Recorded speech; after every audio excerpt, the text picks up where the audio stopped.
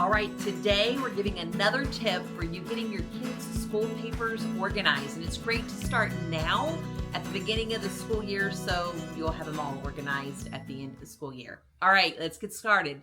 So last tip number one that we talked about creating a portfolio folder.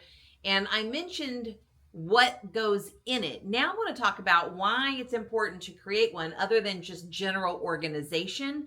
And I'm going to also start with the reference letter. So I mentioned in part one that you should have some, or you could have some letters of recommendations in here that your child would obtain from teachers or pastors or youth group ministers, or even organizations that they might belong to, that there is a trainer or a teacher that really feels that your child has had outstanding character or work ethic.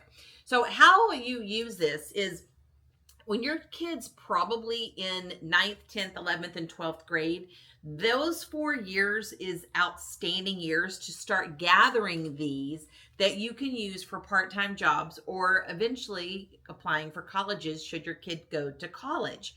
It shows a history of good character or a history of outstanding work ethic, and it speaks volumes to getting in and getting things like scholarships or into colleges or even selected as the person that they're going to hire for their first job.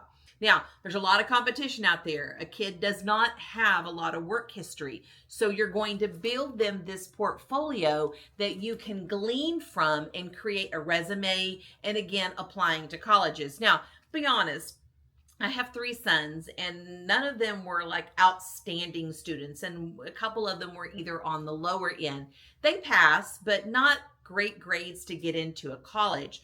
So this really helped. In fact, one of the kids that we had applied for did not have the grades, and we knew it, but because they had outstanding character awards, they had been selected for ROTC training and trips, that because of their character, they actually began to stand out. Things like even tracking volunteer hours, if your child's even not part of a organization that does that. If they do volunteer or do some community service, you as a parent track that, and you can use that and list it on their application for their first job or even getting into a college. And I know, I get it. Your kid may be in their elementary years. You're like, we're never going to use that stuff. But when you can show a history, when you have it all together organized, you're going to give your kid a better chance against the other kids that are applying for the same positions and the same colleges.